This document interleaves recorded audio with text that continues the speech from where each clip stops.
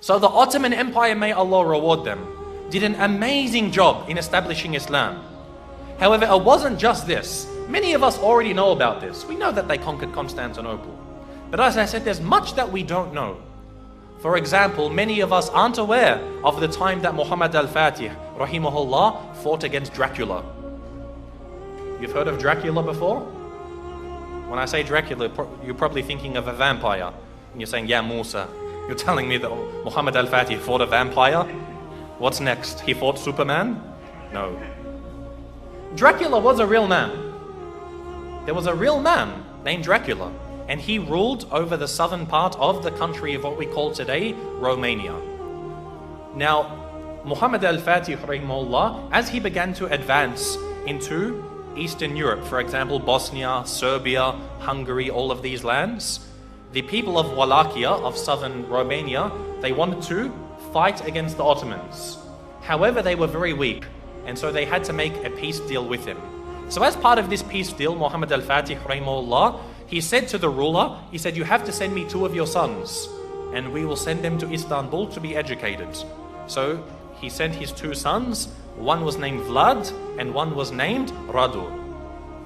Now Vlad is the one who we know as Dracula, because the word Dracula, it means son of Dracul, which was the name of his father. Dracul, it means shaitan, it means a devil. So he's the son of shaitan, and this is actually quite relevant. It's rather fitting when you hear about this man.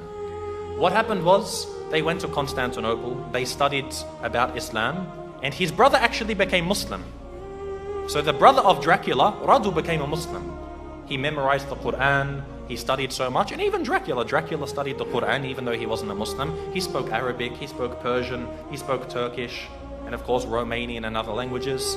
And later on, he was sent back to his country, where Radu remained, and he became the ruler of his country. Because the Ottomans realized they can't send a Muslim to rule over the country because they're Christians. They wanted to send Vlad, Dracula, so that they could get him there and then defeat him in a war, and they would rule the country. However, Dracula, he decided that he wasn't going to do what the Sultan wanted. The Sultan sent him 2 emissaries, 2 people to come speak with him, and they said to him, you must pay us the jizya. Now that you're the ruler of the country, you have to pay us jizya. And so Dracula, he said to them, if you want to step inside of my court, you have to take off your turban. And so they said, no, we won't remove it for you. We're not going to remove it for a kafir. So he said, take it off. Again, they refused. So he told someone to come with some very big nails and hammers, and he said, if they refuse to remove it for me, then they will never remove it again. And he commanded that their turbans be nailed into their heads. And of course, this in effect killed them. So this was an act of war. Dracula had decided that he wanted to go to war with the Islamic State. And so Muhammad al-Fatih, rahimahullah, he sent a massive army to go fight against them.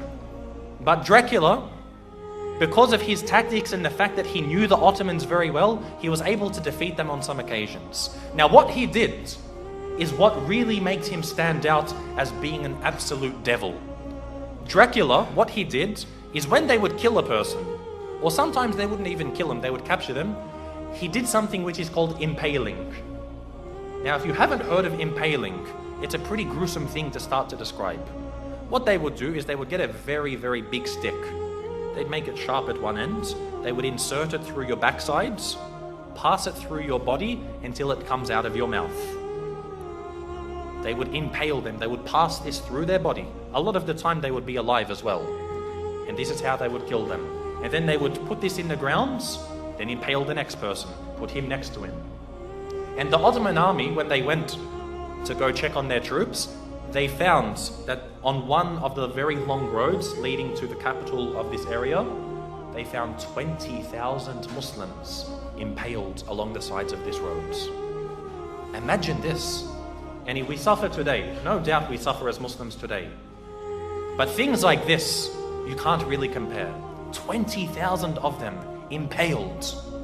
You can imagine how Muhammad al-Fatih, rahimahullah, he feels. To see even one Muslim killed is too much. But to mutilate their bodies after this was something which was, beyond what was acceptable. And so he decided to send Radu, who was the brother of Dracula. He sent him to go fight against his own brother. And eventually Radu, rahimahullah, he was able to actually eventually catch up with his brother. This is after he commits so many more atrocities. Even the Christians, they started to back off from him. Because what happened was he, being Romanian, he was Orthodox, he wasn't Catholic. But he actually said to the Pope, he said, if you give me some more troops, I'll become a Catholic for you. Anything you want, I'll change my religion for you. He couldn't care. He wasn't a man of true belief. He was only a man of pragmatism on the battlefields. And so even the Christians started to distance themselves from him. However, the Muslims, they caught up with him and they faced him in battle. And it's unclear if the Muslims killed him or if his own people turned upon him and killed him. But either way, Dracula was killed. And the Ottomans, the Muslim army, defeated Dracula. And so what they did was they removed his heads and they took it to the city of Istanbul and they put it on a very, very large stick. They impaled his head and put it at the gates of Constantinople, where it stood for about 2-3 months to say, if you want to be like this man, wage war against us. This was the demise of Dracula. And again, as Muslims, most of us won't even know about this. How many people know that Dracula was a real man? And we as Muslims, we fought him and we killed him. You know how they say garlic kills Dracula, or a silver bullet to the heart, or a wooden stake? None of these kill Dracula. Muslims kill Dracula. So anyone who wants to follow the way of Dracula, they will face the same wrath from the Muslim Ummah.